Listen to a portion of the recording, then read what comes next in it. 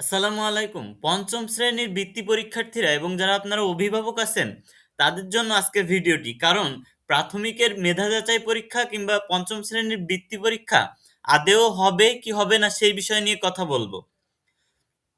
প্রাথমিকের মেধা যাচাই পরীক্ষা স্থগিত করেছে। এখন আপিল করবে কিন্তু সরকার। আদালতে এটা কিন্তু হাইকোর্ট কিন্তু এটা স্থগিত করেছে। কিন্তু আপিল করবে সরকার। সরকার এটার উপরে আপিল করবে এবং রিট যদি প্রত্যাহার হয় তাহলে কিন্তু খুব দ্রুততার সহিত এই যে পঞ্চম শ্রেণীর পরীক্ষাটা নিয়ে নিবে। সুতরাং পরীক্ষা বাতিল হওয়ার কোনো চান্সই নেই। ওকে, এই নিউজটা যদি তোমরা পড়ো তাহলে বুঝতে পারবে সরকারি প্রাথমিক বিদ্যালয়ের পঞ্চম শ্রেণীর শিক্ষার্থীদের মেধা যাচাই পরীক্ষা আবারও আইনি জটিলতায় আটকে গেছে। কেরানীগঞ্জের একটি বেসরকারি বিদ্যালয়ের পরিচালক ও দুজন অভিভাবকের দায়ের করা রিট মামলার প্রেক্ষিতে হাইকোর্ট গত 17 ডিসেম্বর এই পরীক্ষা 1 মাসের জন্য স্থগিত করার আদেশ দিয়েছেন।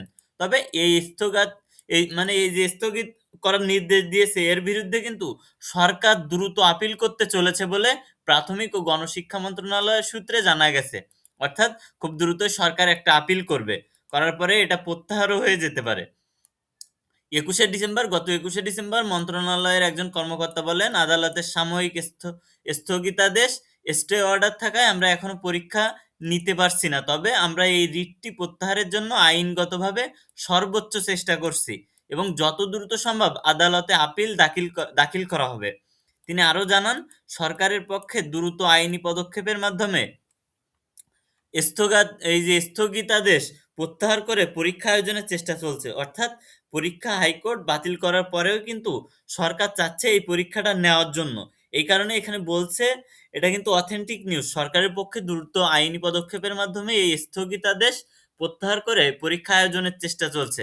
অন্যদিকে হাইকোর্টের স্থগিতাদেশের পর প্রাথমিক শিক্ষা অধিদপ্তর থেকে জেলা ও উপজেলা পর্যায়ের শিক্ষা কর্মকর্তা ও স্কুলগুলোর শিক্ষকদের এখনো চূড়ান্ত কোনো নির্দেশনা পাঠানো হয়নি। ফলে প্রত্যন্ত এলাকার অনেক বিদ্যালয়ই এখনো এই আইনি জটিলতা সম্পর্কে পুরোপুরি অবগত নয়।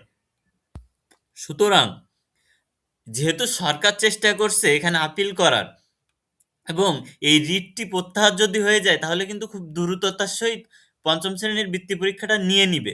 সুতরাং যারা পড়ার টেবিলে ছিলে তোমরা শিক্ষার্থীরা এবং যারা আপনারা অভিভাবক আছেন, আপনারা যারা আপনাদের বাচ্চাদের পড়ার টেবিলে রেখেছিলেন এতদিন, আপনারা কিন্তু পড়ার টেবিল থেকে তাদের বিচ্ছিন্ন করে দিয়েন না। দিলে কিন্তু পরে আবার দেখা গেল হঠাৎ করে রিটটা প্রত্যাহার হয়ে গেল, আবার আপনার পরীক্ষা চলে আসলো দ্রুত। তখন কিন্তু স্টুডেন্টরা একটু ঝামেলায় পড়বে পড়াশোনার ভিতরে না থাকার কারণে। সুতরাং পরীক্ষা স্থগিত হয়েছে, তবে বাতিল হয়নি।